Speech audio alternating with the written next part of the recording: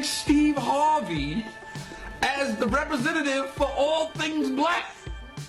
Steve Harvey, let's keep this shit funky. Steve Harvey is on his third marriage.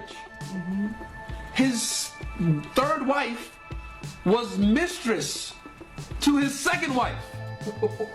Yet, black people have anointed this the oracle when it comes to black dating. This nigga wrote a book on dating. You on your third wife, homie. With all respect, why can't we pick a that know what he's talking about? Think about how quickly he moved forward from me to Marjorie. That was disturbing. With all the emails and the text messages and the different things that were that I was finding out about, I thought the least that he could do, make me whole at the end of it. He left. He just left, walked out the door. Once he realized that I was going to divorce him, he walked out the door. He had a shoulder bag. He walked out. Went right to New York, to our apartment that we had there, which I never got to see, by the way, but... And then she joined him there. Marjorie joined him there. Never an apology. Steve never said that he... Who cares if Steve Harvey writes 1,000 books on dating? Check listen. Given that she found a lick and clung to him for dear life, gave birth to her children and grandkids, and made sure they would have a lifetime of prosperity in the future, Mrs. Marjorie Harvey ought to be offering guidance on financing.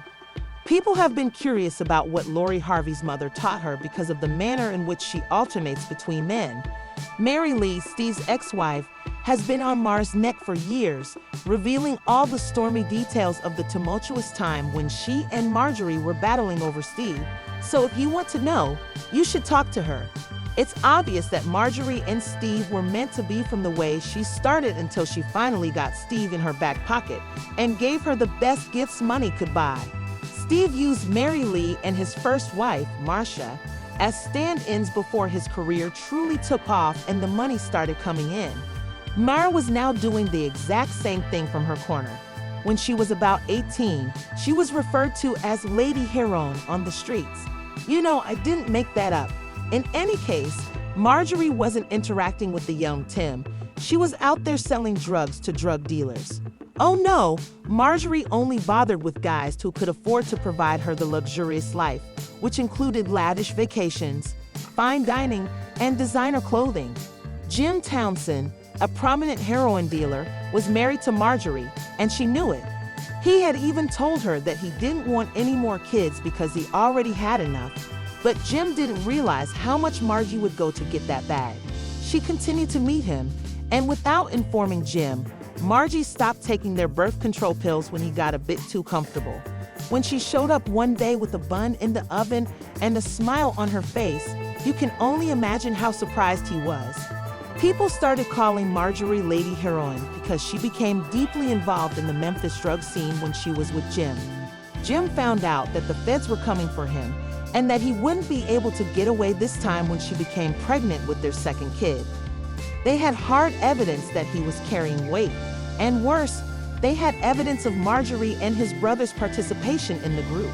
In order to allow Marjorie and his brother to go on with their lives, he decided to accept a plea bargain. Her reputation was such that she was unable to even continue attending classes at the University of Memphis, forcing her to leave. Well, they did indict her because, I made a deal with him. Not to indict. You gotta be mindful. At this particular time that I was got busted, if you want to call it, get busted. Okay.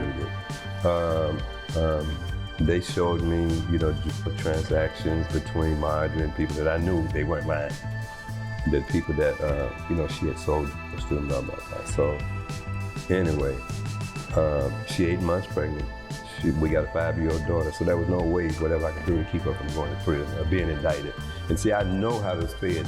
After 5 years of being kept under lock and key, Jim was ultimately given a life sentence.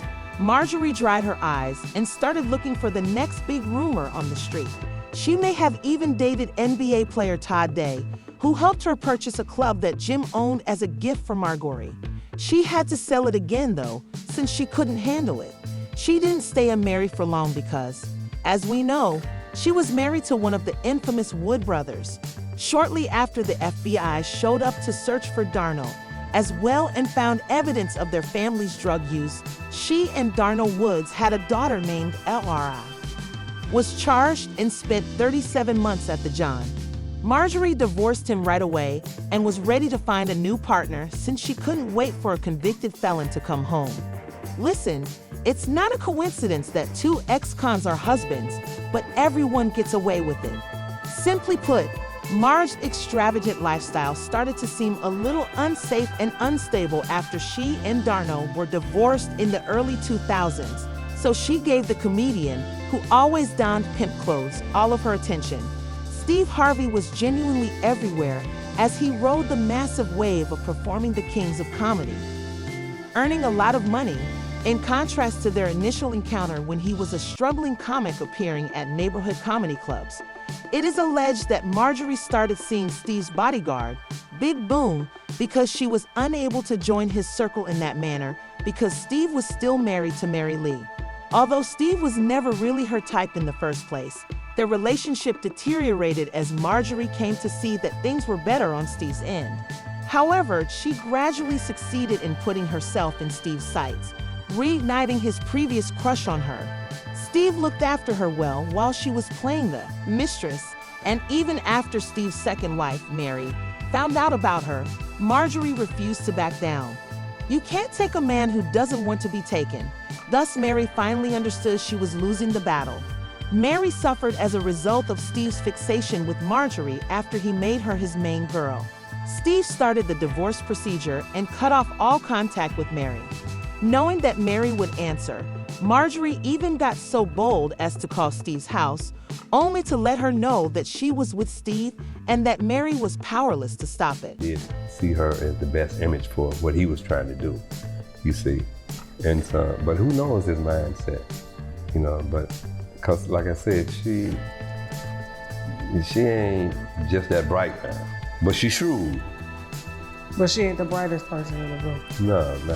No, but she's shrewd. I got to give her that. Okay. And so. And she was excellent at taking husbands. Yeah. The record speaks. Margie really came into her own when she and Steve were married.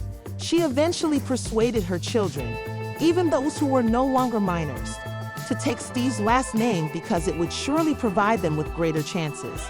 She was even successful in persuading Steve to grant Mary custody of his youngest boy.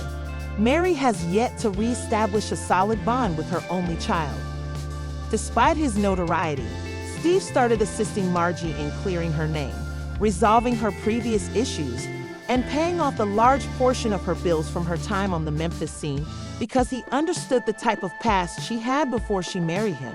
Miss Marjorie. She's one of the best con artists I've ever met, not a gold digger. She's been handed around a lot more than a collecting plate, it seems. How do you all feel about Marjorie? Is she a true kingpin who fought her way into a wealthy man's arms, or is she merely playing the game? She acts so brand new, as if she wasn't from the streets. Therefore, I'm delighted someone is stating the truth about her.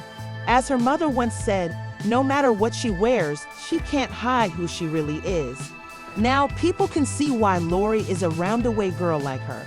Please remember to like and subscribe before clicking off. In the comments, let's begin a conversation. I'll see you in the next video. Patty's, goodbye.